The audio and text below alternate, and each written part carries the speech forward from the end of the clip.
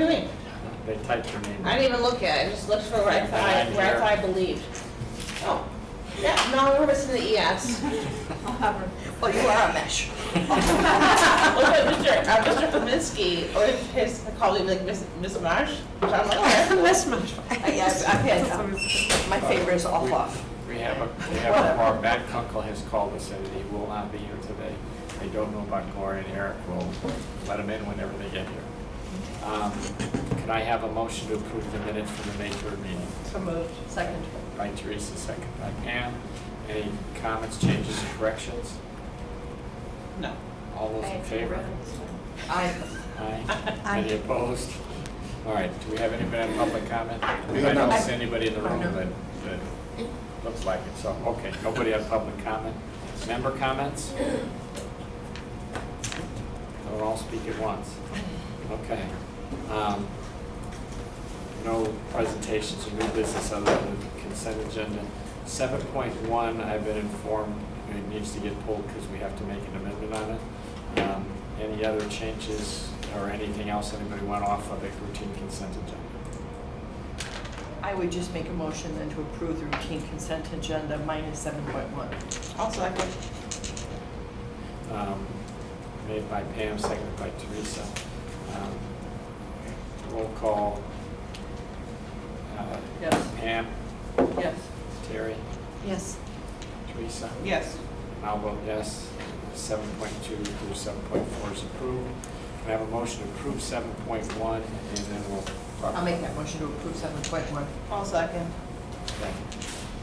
So the McHenry County Network Consortium was formed in 2015 to first construct and then operate the fiber network that serves 5 governments: the college, ETSB, the city of Woodstock, District 200, and the county. It's all our fiber. Everybody's getting wonderful service off of that. The county administrator was designated as the voting representative of this group by the county board in 2015. I want to change that. I'd like to make that your director of purchasing, as he's going to be the lead on fiber expansion moving forward. Kathy and I miscommunicated. She did exactly what I asked. I didn't proofread, but she changed it to the alternate. The alternate has been the director of IT, and I wanted to remain the director of IT, but I would like to be the director of purchasing, be our voting representative, just for the reasons stated. He's been running point on all the fiber expansion now. The reality is this group does very little. You have a question? No, I was just going to move it along and say then I'll make my motion. I mean, I get it, that makes sense, that's the way it's been, so I'll amend my motion to make the representative the director of purchasing as opposed to the administrator. Is the secondary still the same? Yes. Will it still be IT? And I'm still trying to go these meetings. We meet 2 or 3 times a year for a half hour. It's not a big deal. We have a big presence. When I say we, the county, the director of IT, the assistant director of IT, myself, Tiki Sheldon, Tiki, what's her new name? Schultz. Schultz, thanks. Schultz. Tiki Schultz. So we're always very present, but I just would like the director of purchasing to be the voting representative. Any other questions about that? Is there, so you. Right, I'll make the motion, will you Second. I'll second it. Yeah, so it sounds like a lot of our group, a lot of our county representatives go. Yes. You just what? Okay. Yeah, it's just. He has official voting rights. It's the official voting rights. You know, the superintendent of District 200 is the official voting representative for, he never goes. It's very rarely. I mean, it's his IT director that's the alternate, and he's generally there. City manager of Woodstock is the voting representative, and he's often there. His IT director is the alternate, and he's always there. So it's same with college. It's their IT director. Any other questions, comments? Vote. Teresa? Yes. Terry? Yes. Pam? Yes. And I'll vote yes. As amended, by the way. That's okay. Brings us to old business. You want to make a motion? Want me to make a motion for Yeah, that? would you make a motion for that? I will make a motion for anyone. I'll second. Jump in here, Terry. All right, I'll make the motion for the second. Okay. This got pulled and sent back here I did. by me, basically. From the Thank you all. And the concern that I saw at the meeting was that there has been some questions about how this role has changed or not changed. And what our role is, and that's really the concern that I had, is that I think that there is, I think we have to worry about what's the county board's lane versus what's the administrator's lane. And in terms of the chart and in terms of the responsibilities, that's actually what we have an administrator for, and is to make those decisions. Our really only decision we had from a county board floor position was, do we change the pay grade? Not whether or not we change the org chart, and not whether or not we pick the person in the role. It's a question of, does that change in roles require or merit a change in pay grade? I don't know if there's other questions. I know that everybody here has probably talked about it, or at least been aware of it, but where are you guys at? Well, I'll just make a comment that I trust that, the role of the administrator in, of course, and it was my concern was that I had not seen the org chart, and I don't know how I missed it. That's on me. And then not understanding, and then also understanding that it's the administrator's role, setting up the org chart, what the positions are. I am confident that the HR director reviewed the pay scale with the responsibilities of the role. When I just look at it, not knowing any of that, and I see it move from the CFO over to admin, normally purchasing is under the finance committee, but that's nothing. I mean, that doesn't mean anything. So I just felt like, hey, if we're voting on this, and then it's at the very least I could understand it. So I've had the opportunity to do that, speak with Scott and Peter, and understand the process, look it over. So I appreciate it. Pam? I'm going to again opine, and I apologize because it sounds like I'm a mom yelling at people. I would just ask staff to be very cognizant, again, that we have significantly new board members that may not be familiar with why or how or what we do or what the lane is. And so when these types of situations occur, I think it would behoove all of us, and you in particular, to give more of a historical background on the whys and the wherefores. And I know that that's not a mindset that a lot of us have because the board hasn't changed very much over the past 20 years. But this election did bring a lot of new people on. So I just, again, and I've talked to Joe about this too, this is an educational opportunity for staff to teach the board what is and what isn't within our purview and to give us a little bit more of a historical background. I think Terry summarized it, beautifully. So I just, again, just be cognizant and remember that we're all learning. And it's different. It's not necessarily the same as what we've been used to in other situations or positions or whatever. So that's my only comment. And I would agree. I think it's, it's within the purview of the administrator. Yes. We just need to understand that, that is your position and why you do what you do. Well, and I just I'm sorry. You can go first if you want. Go ahead. Okay. And I just want to commend you guys because you were giving all the information. We just didn't know, I didn't know what framework. It's like, wait, am I taking responsibility for this? Saying that I have some stamp on it, not understanding, no, this is what you do, and you're just informing us of what you've done, and then now there's this pay increase associated with this. Scott and I had talked about this, and we maybe put too much out there without distilling what really the question we were asking. Which kind of goes back to, this is what you do. So it wasn't it was actually great work. I just didn't understand. But that's what I'm trying to say. Sometimes it's all we have the power to do is this. But I'm telling you why we did this so that you understand, what the thought process is in the administration. But again, to get back into that lane, that the only position of the board is to approve the salary increase, et cetera. Everything else is so. That said, and I did understand what Chair Garweller and Ms. Altoff was saying. My objections still haven't changed, and so the no vote I was going to give to it will still stand. Will you restate that, just to refresh our memories too, because it did catch my attention, but that was when I was on WebEx. Right. Okay. So, I mean, this is where I'm saying no hazard into going into executive session, which is why I didn't give them at the cow, and I haven't given them publicly. But I would, though I was hazarded by staff not to stay in my lane, to know my lane, I think we define our lane, and so I'm pushing back against this. For reasons that would have to be stated, I suppose, in the executive session. Okay? Yeah. All right. We still have to, I guess we gotta put this Vote back to- on and vote, put this on. Did I refresh, I don't think we, Motion second. motion second, okay. Yeah. All right, in that case, we'll go forward. Teresa, you're a no? Or no? Terry?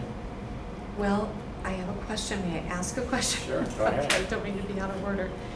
Is it something that we can put into executive session so that she's free to speak before we vote, or how does that I work? suppose we could take it out of order and put it in, and hold this till the end part of the meeting if there's something that you specifically want to talk about in the executive session. And it's a personnel issue. The question is, it's got to be a personnel issue. It can't be, But, just debate. Yes? and I have no problem with that, but again, this motion is to move it forward for the whole board to consider, right? It is, yeah. Okay. I mean, it doesn't decide it. Right. So I don't see, you just have to be careful about why you go into executive session. We can't be in executive session for something that doesn't qualify for it. Okay. I mean, because that gets us all in trouble. None of us need an open meetings violation. Okay. Okay. I don't need to be on the front page of the paper for that.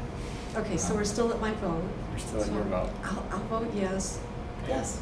And I'll vote yes. So it'll go forward. That doesn't mean we can't have a private conversation outside of this meeting, one-on-one. You can't do that, or that we can't, if it qualifies for, personnel, we are going in for personnel today. So we'll be in executive session in a few minutes, actually. Brings us to capital plan update.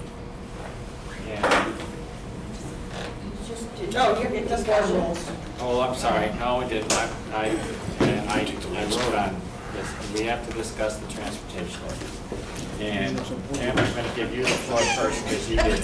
Do you want to be in motion? We don't need a motion, this is discussion. No, this is- It's discussion. I just wanted you to know that I went all the way back to as far as I could go back with county administrators asking the question.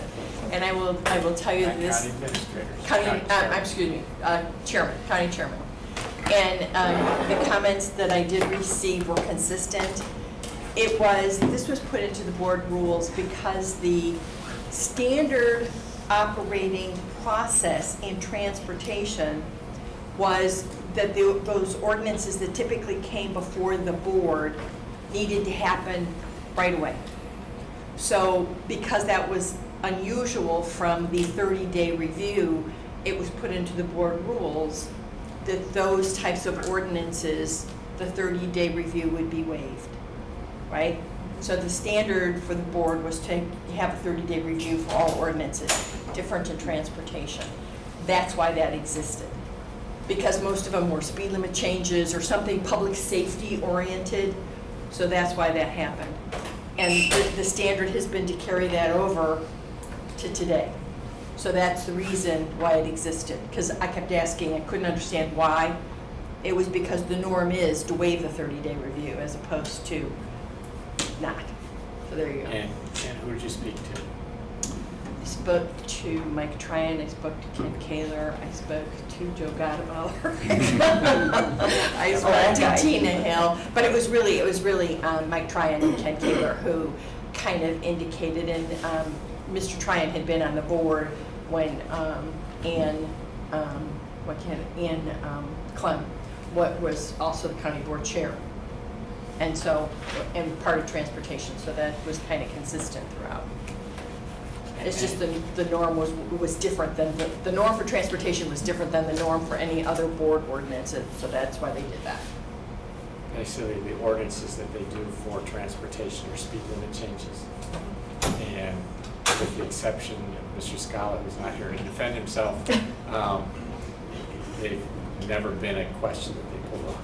He's been pulling them off the last few years because he doesn't like speed changes, but it's, you know, we don't start, if you're on transportation, they start with the traffic study that somebody has raised and requested, either the public or, and oftentimes the public, sometimes township highway commissioners or somebody saying, look, this area's changed, we've got a speeding problem, or we have a, you know, accident problem, what you look at. So, I mean, it's up for discussion. I would say this, and I've held off board rules discussions now, and I've held them off basically because I think that it's, when you change board rules, you change them every 2 years. We have 9 new board members. It made no sense to me to take on that task when I have 9 people who, having been through, haven't been on these board rules for a year, to take up changing them. My intention all along has been basically January of this coming year to sit down and go through every single part of them. I don't see any reason to change this today, but put it on your list. If you want to do it in January, we'll take them apart and decide to do that. What you see happen, or what did happen, is that they routinely had 2 motions, and they thought it was silly. Well, let's just make one, and that's what they did. I'm sorry, they'd have 2 motions? They used to have 2 motions. They would make, the first motion was be to waive the 30-day review, and then they would immediately go in and pass the ordinance. And they just thought, nobody ever objected to the speed changes until mine. Till Mike Scala. Until Mike Scala, nobody ever took them off. And because you had the whole study that says, hey, this is too fast for the area, and change the speed limit. And so, but at any rate, so here we are, and if you have another question, go right ahead. Well, no, I do. I do have a conversation, or want to add to the discussion. So you may be in a position where you don't want to, I get the whole point of not wanting to be changing board rules. You know, as little things come up, it's better to do it all at once. But this is confusing because transportation ordinances are not considered under the consent agenda. It's an ordinance, so it never goes under your consent agenda. It comes out as an ordinance. So even by your own board rules, you're thinking that it's exempt, but by the way it reads, it's not. So that's confusing, and I think that needs clarification. And the other thing that comes up in transportation, and I think I've had a number of discussions, happened to listen into the transportation meeting where they were doing the speed changes, right? So I was trying to get some clarification, and I do think that for some people there's a little bit of not necessarily misunderstanding, but kind of people have different views about how these things come forward. And I do know that the townships will, if they have roads that they're concerned about, they'll bring those forward, and those are handled under a separate ordinance. But it's my understanding that the county staff actually looks periodically at certain roads, and this is just part of an analysis that they do to make sure that nothing's changed on these roads that are making it less safe, right? It doesn't preclude that there isn't a village that comes forward and says, hey, you know, I have a problem with this road, can you guys look at it? But there is and staff is here so they can correct me, and I'm more than happy to have you correct me if I'm wrong. But that some of these are just part of an ongoing review for roads that we're responsible for in the county. But the way our board rules read, and of course I'm here to talk about board rules and I didn't bring it with me, but farther up on the page it talks about if you have, whether it's a resolution or an ordinance, if it doesn't pass out of committee, if it passes out of committee, it goes to our consent agenda. If it doesn't pass out of committee, it still. Wait. You said if it passes out of committee, it goes to the consent agenda, but then down here you're saying it doesn't go to the consent. Okay. That's resolutions, but I'm saying, so if you go up to the top and it talks about resolutions. Resolutions are, if it doesn't pass out of committee, if it passes out of committee, it goes to our consent agenda. If it doesn't get approval by the committee, it still comes before the full board. Well, it can't. Actually, it's the board. the chairman of the county board can decide not to go any further. Okay, yes, true, but that's not really what happened in this, but this, in committee, I'm just saying, according to our board rules, if it's not passed out of committee, if it doesn't receive approval, it's still, barring other issues, barring, the chairman's prerogative, it still comes before the full board Under new business. under new business. And if you drop down, it said ordinances are handled exactly the same way, all right? And so that's, if you look at it, if a resolution or an ordinance is amended, that's what's brought forward. I mean, you might make an amendment, we made an amendment here, that's what's gonna go forward. But by because of the way these are handled with the speed changes, it's not just one road per ordinance. You got 5 or 6 of them, or 7 or 8, whatever. So in this particular case, one came through, that meant everything else got dropped off, so those other 5 roads were never available to review by the full board. And so my concern is, and I totally respect what everyone's decision, everyone's gonna try, I really do believe that everybody on this board works really hard to make good decisions. And they make decisions based on their experience and with the knowledge that they have in front of them, and they're doing their best. But that doesn't mean we're always going to agree. And in the particular cases of the roads that happen to be within my district that I represent, 2 are really one road. I travel almost every single day. I had knowledge on that I could, add to, never came through. And I do think it's one that should go through. And I've had an opportunity to talk to, some representatives of the village, and they agree that this gives them the tools to make their roads safer. So I'm just trying to figure out how can we have a process where some of these considerations can come forward. So it's twofold.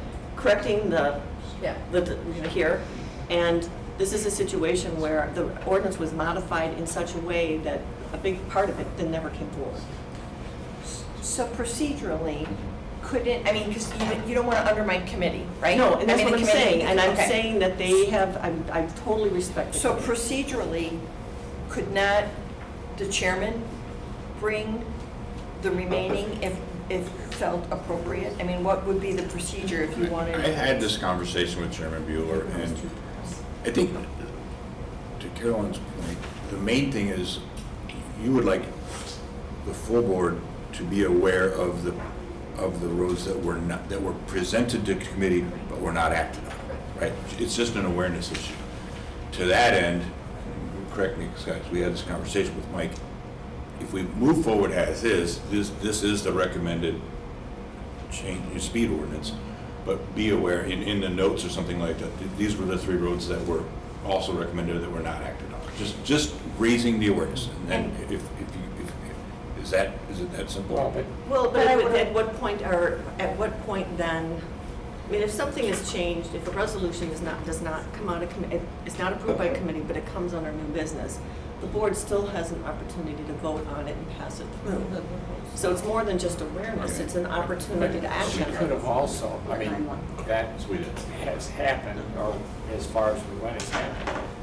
But there's no reason why somebody couldn't, from the board floor, have raised and said, I want to put this back in. To Carolyn's point, most of the board didn't know Right. 4 roads were removed. But I'm also going to say this too, as being old and crabby this morning. That's our job. Our job as county board members is to know. Shame on us if we didn't know. We get copies of the agenda, they're sent to us. But you didn't this time because you didn't get, unless you went in transportation and saw their Don't we? draft. Or watch watch the movie, or watch the Watch video. But in this Yeah. particular Yes. case, I did know, but there was no way to act on it, is what I'm saying. There was no way to act on it because it never came forward. No, you would have had to act on it by saying, I want to put this back in. You could have moved to Oh, amend it. you mean on in the board floor to say, I want itself. all I see 4 what of you're these saying. back in. So I thought the process was this, that's what, then, like to your point, sometimes you're learning as you go. No, and I understand that, but I I'm just still don't, learning as I again, go. I'm on the other side, and it's a fine line for staff to walk on how much, I don't want them to feel that they have to spoon feed us everything either.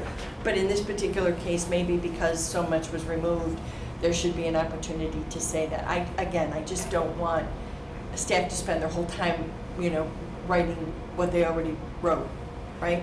I mean, it's an educational process, but there comes a point in time where we are adults and need to be responsible for being informed on what happens. Yeah. Shame on us, right? But part of it too is, I mean, then at that point, do you handle them as separate ordinances?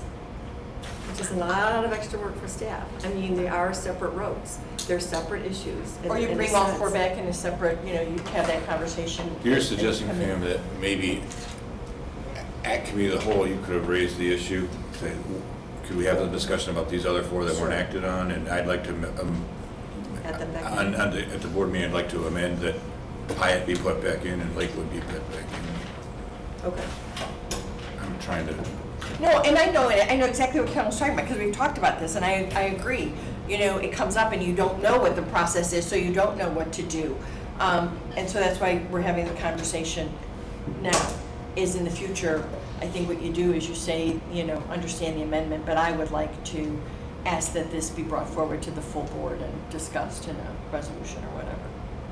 Scott has better answer. I have a suggestion, and I don't know if this would be appropriate. When an ordinance comes forward for speed limit change, and say only 1 out of 4 were suggested, would be helpful, or would this be a simple solution to include in the background discussion? The Transportation Committee also considered Lakewood background and recommend. And did not recommend that they be changed. And that way, there's awareness for the county board that it was looked at, but it did not receive that recommendation, and only what they recommended was coming forward.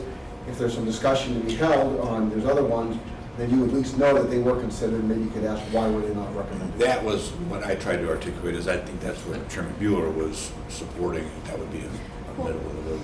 I have a question.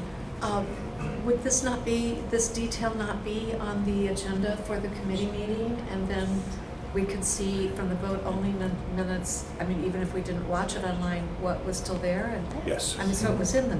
Yeah, So- it's in the Transportation Committee agenda. So it is our responsibility to read over those agendas. Just because we're not on the committee doesn't abdicate our responsibility to still- know what's going on. There's a middle ground. If you had to follow every amendment for every ordinance, you're gonna miss some. This is an ordinance change. that- It's significant. It's a significant Okay. change. When you drop off, you do these studies and you drop that many off, at the very least, there's, in my mind, an obligation to say, well, why did they get dropped off? And Scott and I have argued over these since we got here, so. it's Scott and I okay. have argued over these since I got here. Well, I have a question about that too, because reading the agenda and then reading the vote-only minutes, I noticed that a lot of times the conversation, the dialogue that went on in the discussion is not there. It's not even summarized. It just says that someone It's pulled not, on the it. vote only, it's not. Okay. Well, no, I mean, when it's been pulled and discussed, there's not necessarily a summary of what the discussion was. So it just says it was pulled for discussion and then it was voted on and passed. Yeah, we're not going to capture discussion and vote only. Right. There is the audio. Okay, I'm talking about when it's pulled from vote only and there's a discussion. We're making the distinction between, there's 2 sets of minutes. There's the immediate minutes that come out, which are just the record of the vote. And there's the formal minutes that are going to be several weeks delayed, and that's where you might see more of the dialogue. Okay, all right. And I am The looking at idea ones was to that are get immediate. something out immediately to, the vote only minutes, where the idea was to say, let's find out what passed. Got it, I So get what you're if saying. you needed to go back No, into vote something, only. that's where you can go back into. It was a way to have other board members have a chance to look without having to listen to a 3-hour meeting. Right, okay, got it. So would there be consensus to kind of follow the recommendation from Scott? And when it's that significant, to put something in as it's presented to the committee of the whole and to the board meeting? Could we do that? You do that. The background discussion. Well, would Yeah, you, it wouldn't go in the resolution, it would go on that back Right. page. Yeah, background. on the back, on the background. but it would So list that- out the roads that Right. were considered part of the analysis, because that analysis is great. I mean, you could actually just include that, like, grid that shows why, like, the percentage of reduction in speed you need in order to make it safe. It shows. That's all in the Transportation Committee. Well, that is in there, already. that is true, but that doesn't So necessarily be this in the. was modified in this case at the committee level. Right. So the ordinance took out all the ones that were not moved forward. Right. So. So just to adding the Scott's ones that point, were- yeah. It would be, Okay. all that data is already Yeah. there. All we would be pointing out to Pam's point Right. is the ones that were not moved forward. Okay. The Sounds good. reasoning obviously will be in the video and the audio of the Correct. committee. And on the agenda packet that was provided for transportation, if we wanted to go back and look. Right. So, yeah, I think that's enough. Yeah. Okay. By the way, as far as the rest of the consideration is concerned, absolutely put this on the agenda in January and we'll take it. My concern about opening the rules up in the middle, I mean, guys, there's always things in these rules that are, as it's a human, set of rules. There are always things in here to change. I just didn't want to change them piecemeal. I want to have the board have enough opportunity to look at them and have dealt with them for a year and then saying, okay, this is what we got to fix for the next round. Can I get clarification? So on this, the way it reads, we're waiving things coming out of transportation, ordinances coming out of transportation or not? Yes? Yeah, We're right waiving- That's now what we're the waiting. rules are, yeah. We're waiving the 30-day review. Okay. Yeah. All right, that's fine. I just wasn't clear. I mean, not many ordinances, other than, it's pretty rare that you get ordinances out of, true ordinances out. It's basically speed limits. Which is why that was Right. the unique exception. Okay, thank you. Any other parts, any other discussion, any other feelings on transportation ordinances? Shifting a little bit, does anybody have any issue with holding these items until January? No, I agree with you that there's lots of rules to change. Probably should give the board a full year of being in the board before we talk about how we want to change our rules for. That was my only thing. Yeah. It wasn't to stop you from doing it, it was to give you the chance to see how it works. Yeah. Okay. So now capital plan.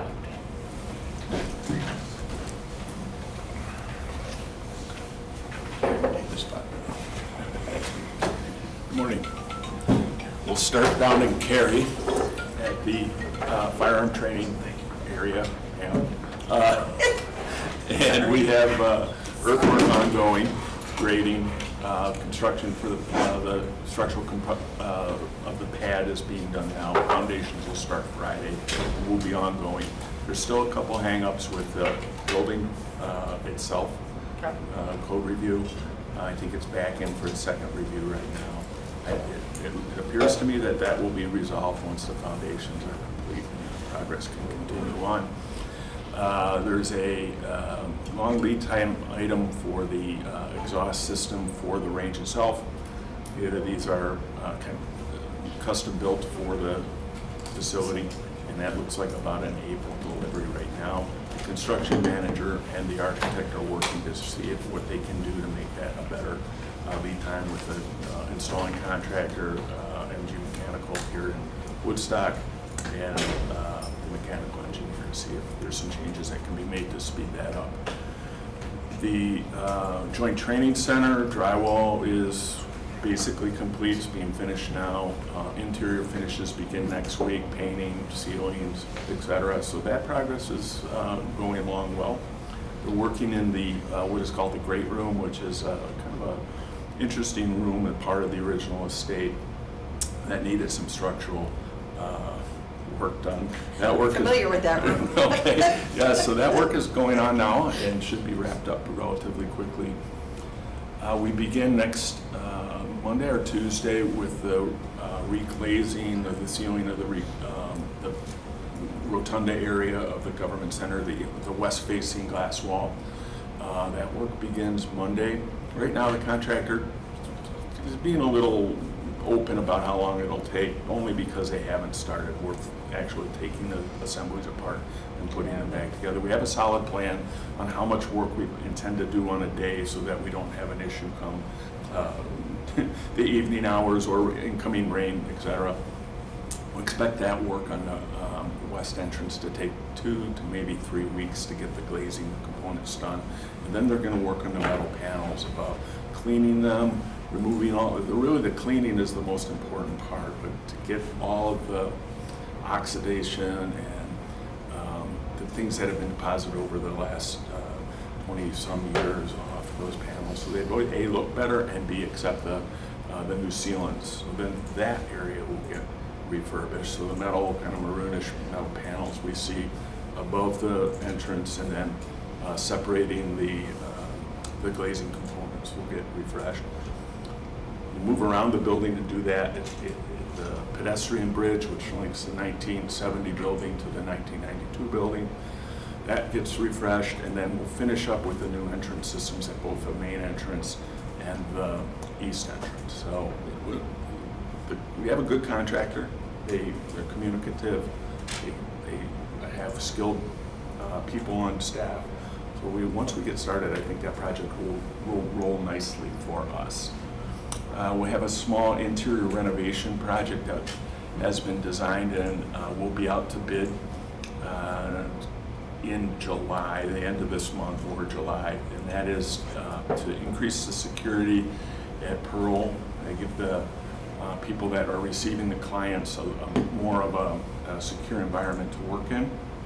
And then they'll move over and create a training area in kind of an underutilized space to work with their clients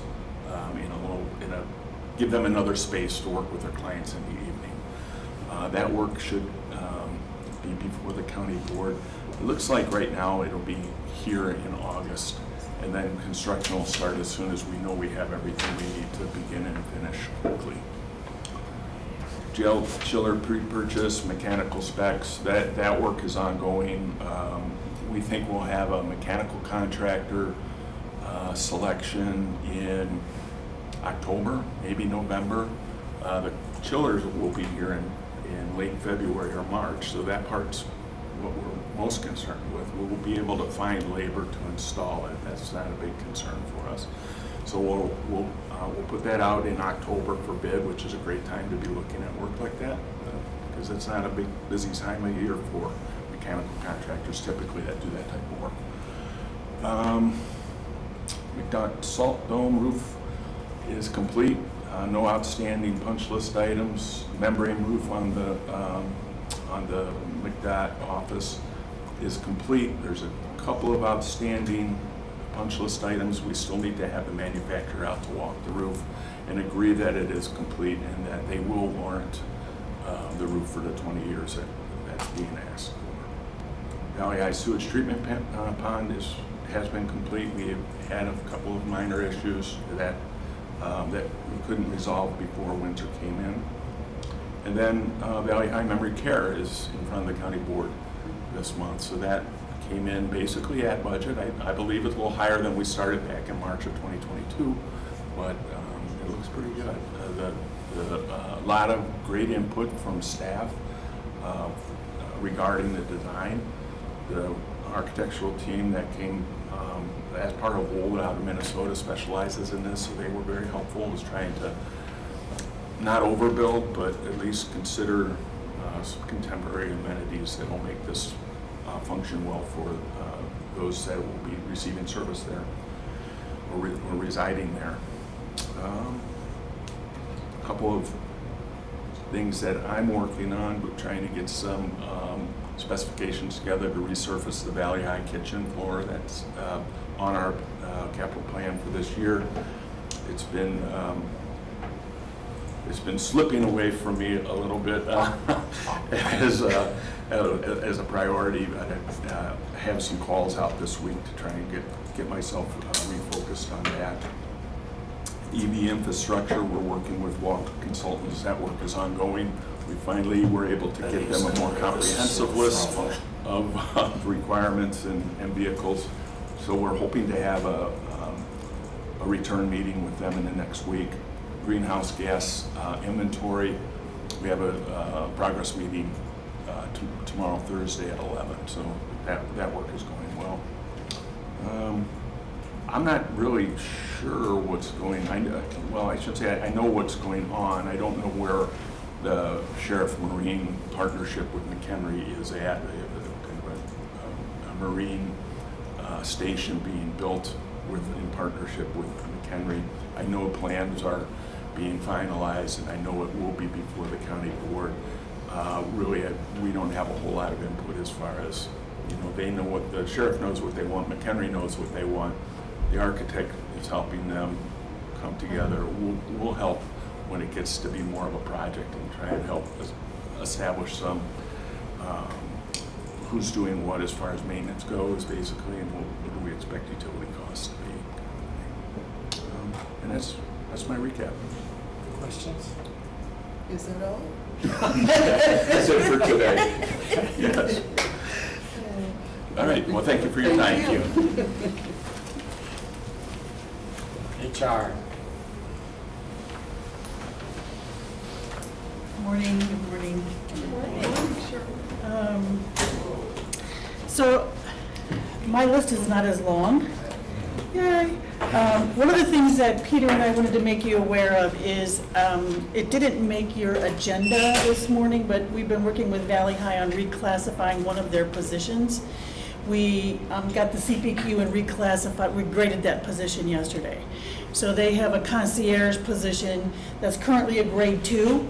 But as we looked at it, and it's picking up some of the admissions coordinator responsibilities, and it's also moving people so there's more of a weight. So we're recommending that it go from a 2 to a 3. So you will see that at the cow. It didn't make it to this meeting, so I wanted to make you aware of that proposed reclassification. Sure, we know you were just trying to bypass. We literally had this conversation about 4:45 yesterday. Yes, so, and they do It have. was a former union position, Valley High Yeah. was a former union shop, and this was a union position, and as the union rolled out, this position was never really looked at, just kind of plugged it in at 2, and now we see how Tom really wants to use it. Yeah, and so that one will be coming through to the cow. One of the things that I really enjoyed doing over the last month, and Pam was active on that, there was a group of about 15 to 20 employees from many departments came together and really studied the strategic plan that involves the HR components of the strategic plan, and really helped identify what, from the employee perspective, what the most urgent priorities would be. Again, the strategic plan is multi-year, so that was very informative for me. I have a report on that if you want a copy of kind of the major outcomes of that discussion group. I'd like to see it. I don't know about anybody else, but I'd like to see it. Yeah. All right, so here you go. These are the major outcomes. It was like 4 pages of notes after 3 sessions of brainstorming and there are people who signed up who said they want to continue working on different pieces. Some of the things that jumped out, I think, is the desire for a mentorship program. That kind of popped out, and so with our new staff person that we're hoping to get on July 1st, we'll be able to start putting some more energy into that. I've started drafting a mentorship program guidelines. We've looked at those already. Also, taking that, again, the whole marketing of government as an employer out to the schools. The committee really said, we need to go down into the middle schools also. So, that'll be interesting, but anyway. Yeah, nobody changes from 7th grade on. So marketing government as employer really kind of rose to the list. Again, strengthen the organizational culture, the stay interview process, those discussions, development of our current employees, career development and exploration. Again, that's something that we can, again, hopefully get into a little bit more with departments. I think there's a certain amount of training money that I have in the HR budget. There's a certain amount of training money that each of the departments has in their budget. It might be something that pops up during the budget this year, is departments maybe wanting to add a little bit of training money into their staff. So that might be something that you'll see in the budget process this year. And I want to add, just listening to that it really, what jumped out at me is there is, again, just generationally, there are always shifts in what is desired and wanted and expected. And I think that's normal. I don't think that that's abnormal. I think that always happens. But again, for government, it's hard to be that nimble and adaptive, without going through. And I think that that's sometimes why you hear what you hear. And I think that too is normal. Government is not always as flexible as private industry. So, but that is a big change. That was always surprising to me. And we've been working on some of that nimbleness. In fact, one of the resolutions you just passed again was with the DOT. They're gone now, but you had worked with them on the engineering, construction engineer positions, and again, you just looked at it again for their design engineer positions, is taking away some of that rigidity that you're going to be an engineer one, and that's where you're going to be until a position opens, and that position may never open. And so you're going to go somewhere else. So we've started to work on some of that nimbleness, which is going to be really helpful. The other thing is, again, just the whole onboarding of new employees. The people in that room felt needed to be stronger. And again, that kind of went back to they should have a mentor. New supervisors, that really popped up as new supervisors. Again, just because you got promoted into a supervisor position doesn't mean that you're going to be a good supervisor. So hooking them up with a mentor and working them through that. So there was some good stuff that was going to bring things to the surface to move forward with. Most of these we're going to try and move forward with in the next year. So that was good. Part of what came out of that also fed the annual employee survey. So the annual employee survey went out, the deadline is this week, Friday. Right now, we've got about 350. I really want 500. I don't think I'm gonna get another 150 by the end of the week. Darn it. But part of what came out of that group was we needed to put more in the survey about, again, the mentorship program. We said we're considering developing a mentorship program. How many of you are interested in being a mentor? How many of you are interested in being a mentee? So we started to get that feedback. Also, the whole teamwork and communications, we put a stronger piece into the survey because the committee was like, how we work together as teams, supervisors, employees, and employees, needs some work. And so we did kind of an assessment through the employee survey this year. So there were some tweaks to the survey we put out. The other thing that I think I'm really putting some energy into is, again, legislation. There's new legislation coming down.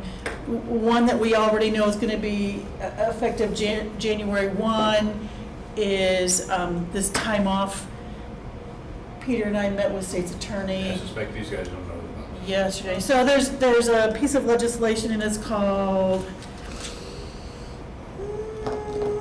Paid Leave for All Workers Act, which basically says every employer who meets a certain standard, which we do, must provide their employees, and what's not clear yet is, does that include seasonal employees? Right now it does say that, which doesn't make a lot of sense to give our seasonal employees time off.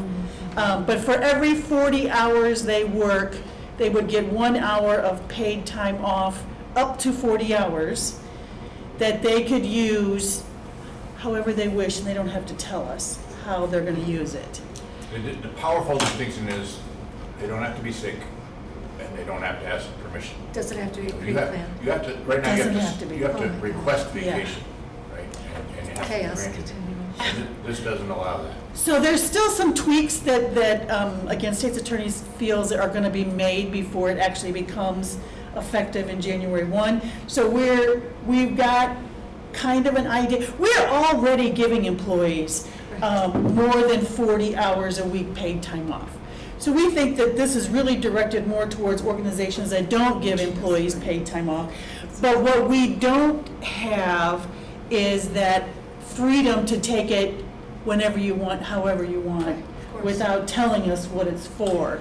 So that's where we got to figure out, how do we take our current paid time off that we give you and allow you to use 40 of those hours in a different way. It's one of those things where I think the General Assembly didn't quite think through all the consequences, and they're gonna clean it up.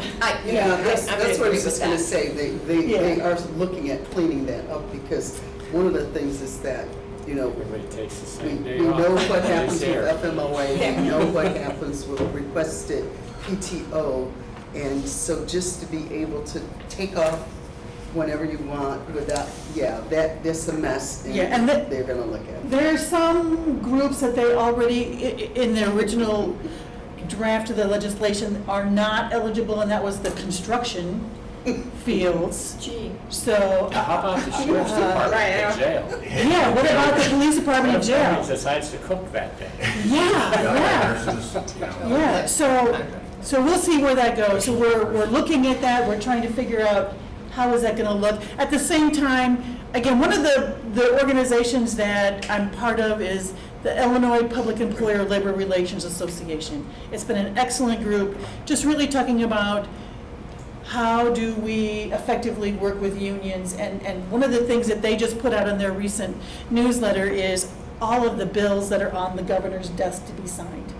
And there are about 8 of them that are going to impact us if he signs those. So he will sign them. They went through both houses, we're just waiting for him to sign.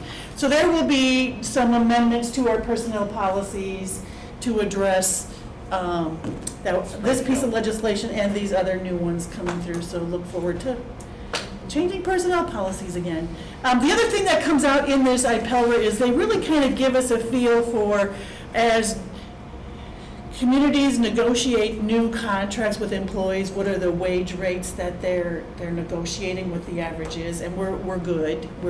It's right around that 4%, which is kind of where we've been with our unions. Again, it also talks about the CPI, and again, overall the CPI has increased by 4.9% over the last 12 months. So we've been doing right around 4. So again, this is going to be a subject that comes up in the budget process, because it is going to come up in negotiations with the unions. So I think that's all I have to. That was enough. I think we still have work to do in HR in the next few months. I don't think We've got plenty to do. you're not Yeah. allowed those 40 hours off. I just have a tiny question. Yes, and sure. I don't know if you can answer this, but to keep my nursing home license active, there are certain, CEOs, CEUs that I have Yes. to do. And I have to do sexual harassment Yes. every year. Yes. And don't I have to do that here as well? Yes. So Okay, so why? It should be I'm having in to do your- it twice. it should be in your mailbox. So I just did an audit. We have like 140 people who haven't completed the sexual harassment I did training mine yet this yesterday. year. So So now if you I look before completed it, yesterday, I I failed. completed it It's for on that list. my nursing home license. Okay. Can I use that for here? Because I have to pay for it for my nursing home license, because I'm not, I probably. Yeah, if you give me that certificate, I will check your name off on the list. Okay, I will give it to you, because I Yeah. have a certification. Yeah, okay. Okay, cool. Yeah. Cool. So there Yeah. are other board members though who have not completed or told me that they've done it somewhere else. I did it yesterday. You did it yesterday? Okay, all right. It does help that they also fixed my email yesterday, because all of that went to junk mail. Oh, Every single one of those Yeah, messages. I'm went having to junk massive issues with that. yeah. Yeah, and I missed your message. You had sent a message early, as soon as you found out that Yeah. that one class Yeah, was and it canceled. went to your junk. I looked, I didn't see it, so I was all set to go. And I better Yeah. check, because I Yeah. haven't received confirmation, and that's when I Yeah. found out that. So the training that Gloria is referring to is Canva. It's a training that was being offered through MCC. It's a piece of free software that a lot of departments are using, but there's been no training. We got a really good price to do a group of people here and have MCC trainers come in and do it. Unfortunately, the trainer's father fell down a set of stairs the morning of the training, so we rescheduled it for next week, I believe. So anyway, I'll be on the lookout for that. yeah, so that's a training that you should have gotten that. So look in your junk box again. Okay. Well, I really feel like you have two inboxes, you know? I check inbox and I check junk. Yeah. I do that too, Every Carolyn, all single the time. time. Yeah. But the DMS stuff, Oh, that throws always there's in. no explanation on it at all. Oh, it looks So when like, it gets to junk, it looks like junk. Yeah. well, it looks like a phishing thing. I Yeah. sent it out to Greg a couple of times. Is this real? Is it- Yeah, so. Right, If thank you. If we could change the way DMS reads, that would probably help. But anyway, okay, thank you. Communications. Good morning, everyone. So I am not alone today. I would like to introduce you all to Lisa Anderson. This is our Administrative Services Committee. Lisa is with us courtesy of the Workforce Network, and she's going to be helping us out with communications projects for the next 12 weeks. And we're very happy to have her. So are we. Welcome. Just so, if you could all introduce yourselves, that'd be wonderful. Junk out of our. Teresa Meshes. Carolyn Campbell. Gloria Van Hoff. Terry Greeno. Nice to meet you. You too. Thank you so much. If you could help me. Sure. Sure, so much. So, And make yourself comfortable at the end down there when kids Okay. or either that or pull another chair. yeah. I'll pull the chair.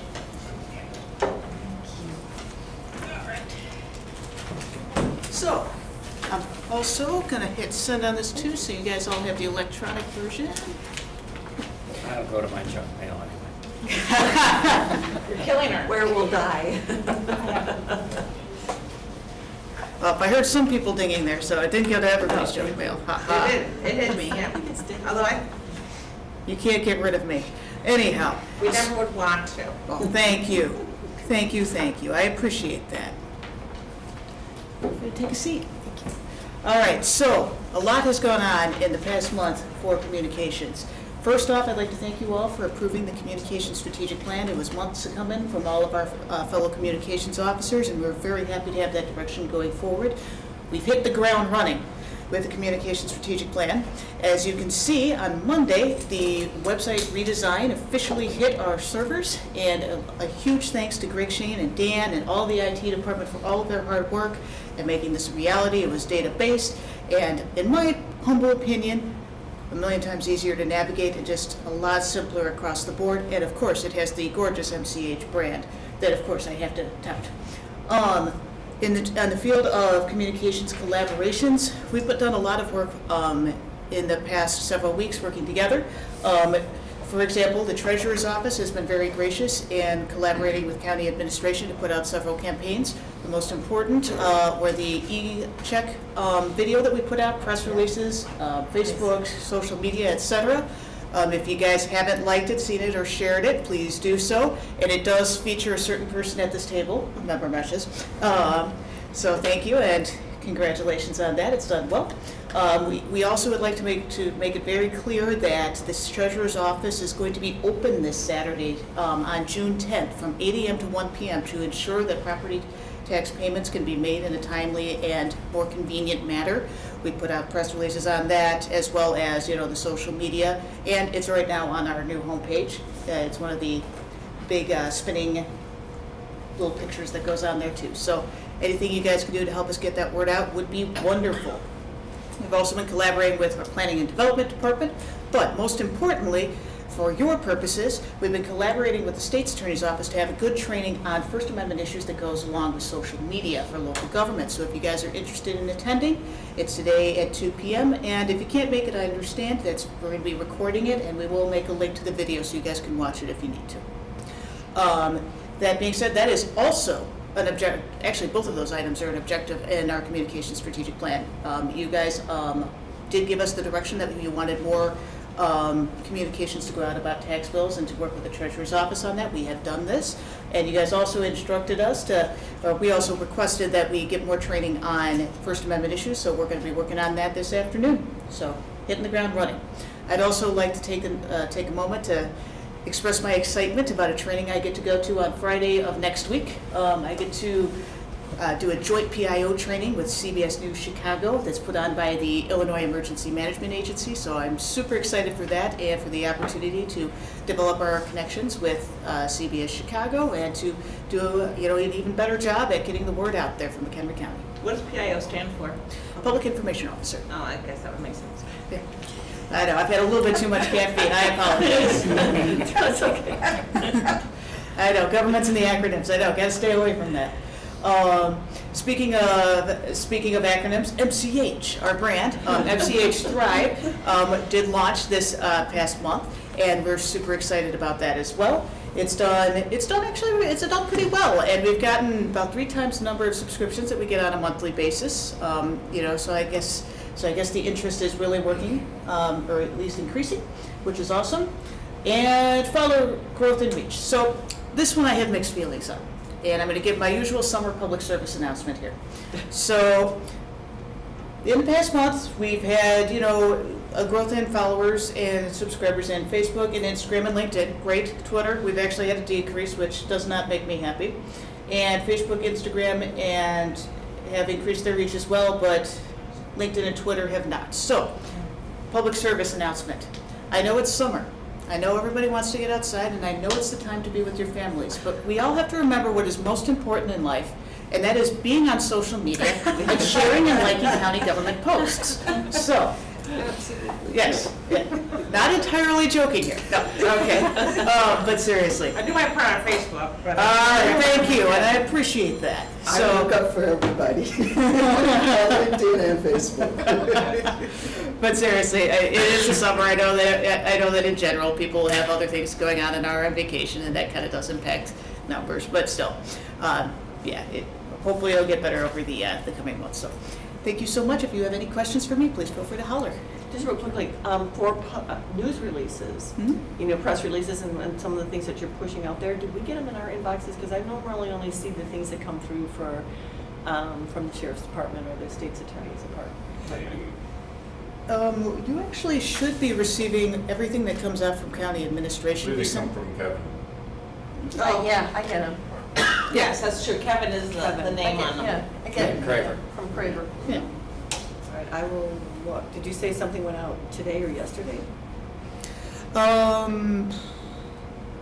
Not yesterday. Okay, I'll look, but I have seen Kevin come over. Yeah, Kevin is the one who sends them I haven't seen anything out. in a little bit. It's been a couple of days, but he's I'll pretty look. religious about including the county board on everything now. Okay, all right, thank you. I'm like, oh, the little search, see, this Kevin, how recently is Kevin? How recently does it? Well, and again, I know that we put out press releases for the Public Health Department as their Community Information Coordinator. Did depart, and that is an open position right now. So I do not believe he sent those out, but there are 2 press releases that we put out for the Health Department. And we are working to help the Health Department, in the interim until they get a new person on board. Okay, it's just the 31st was His the last didn't one. end up in my junk mail. Everything else did, but his didn't. Oh. I have no idea why. Okay, thank you, sorry about that. All right.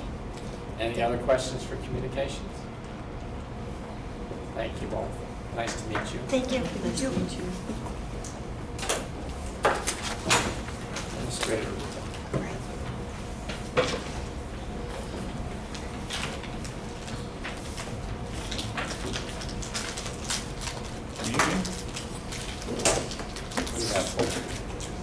Real quick. We're now on admin report.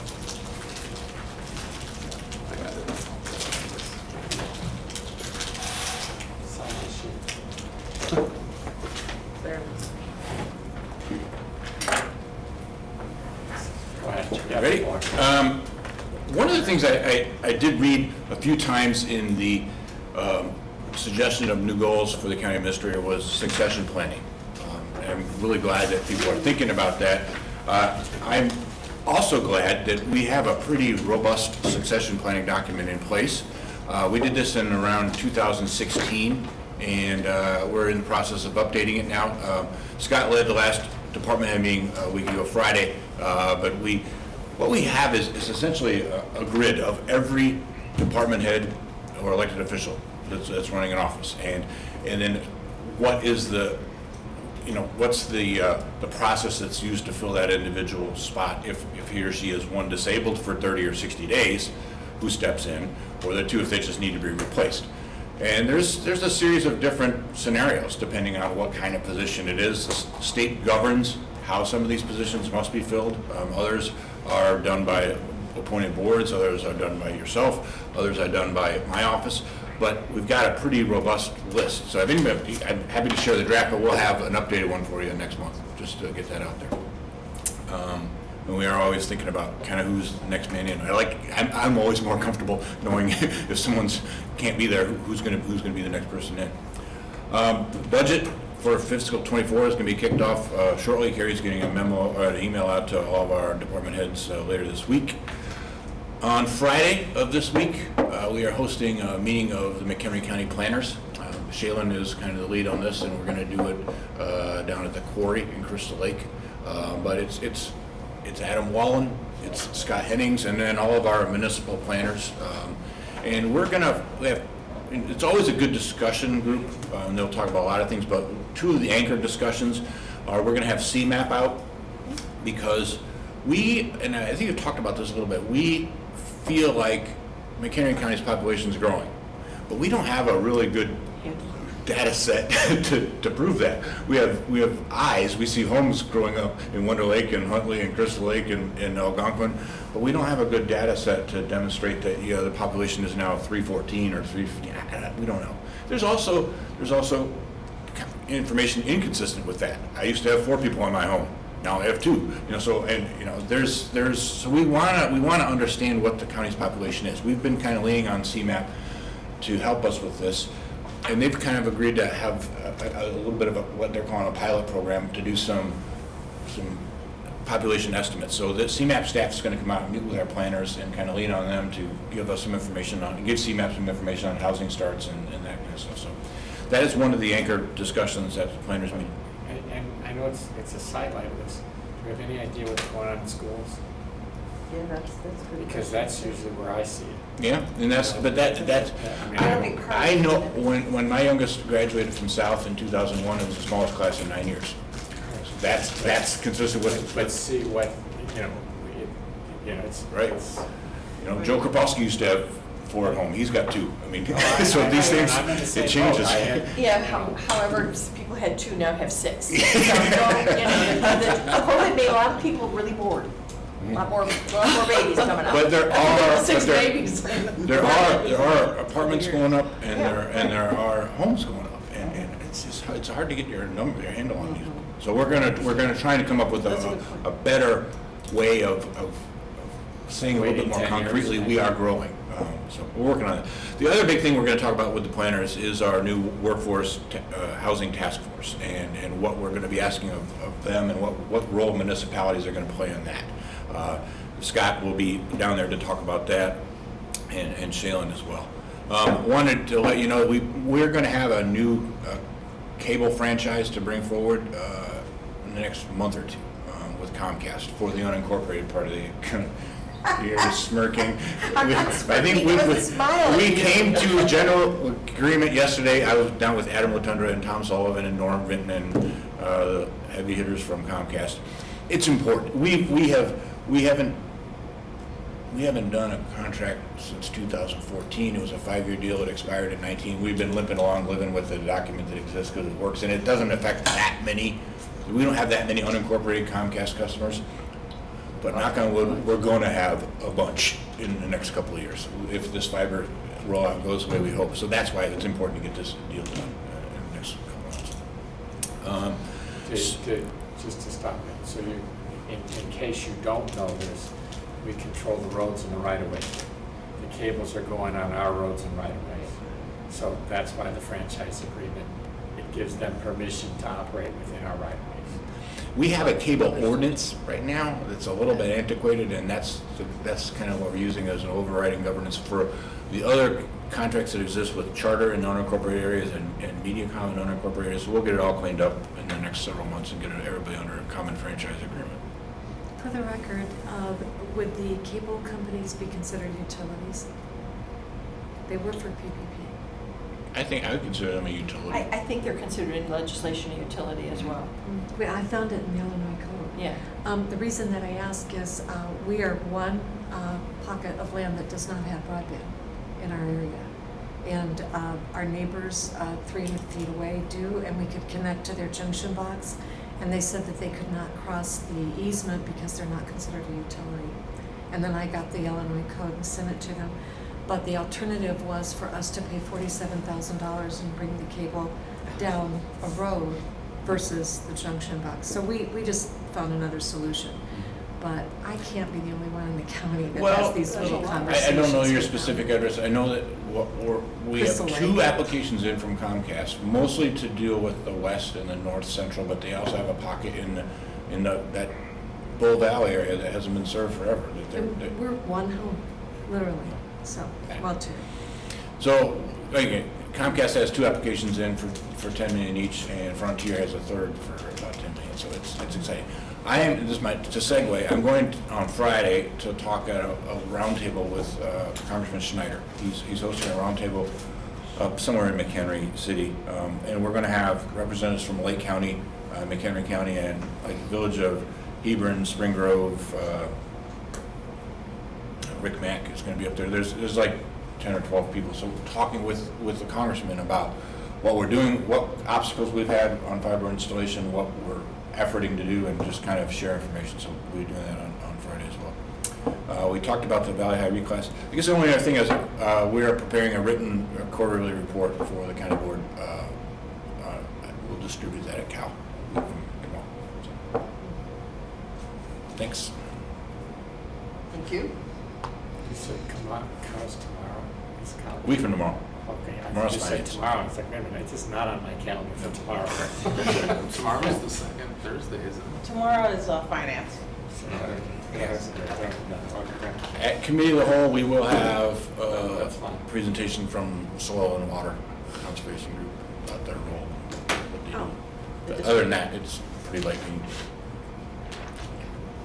Other questions on administrator's report? If not, we do have an executive session item for personnel matters. Can I have a motion to go into executive session for personnel? Second. Moved by Terry, seconded by Pam. Requires roll call. Eric? Yes. Terry? Teresa, yes. Teresa? That's fine. Terry's also a Thank you, Teresa. Terry, yeah. Terry. We're all Teresas. Yes. Gloria, I'll go with the Gloria. Yes. Stop this Terry stuff. Yeah, and I made it easy for Yes. you, And Joe. I'll vote yes. I made it easy for you.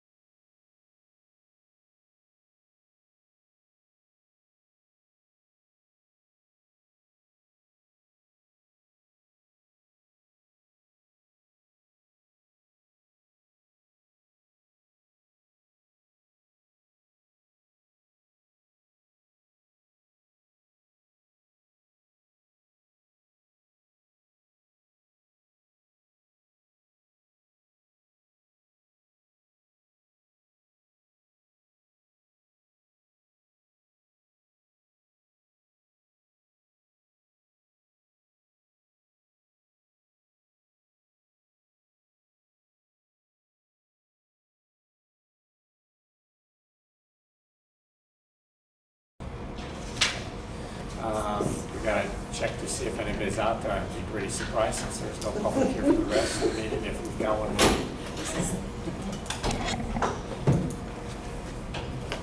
Nobody's out there, right?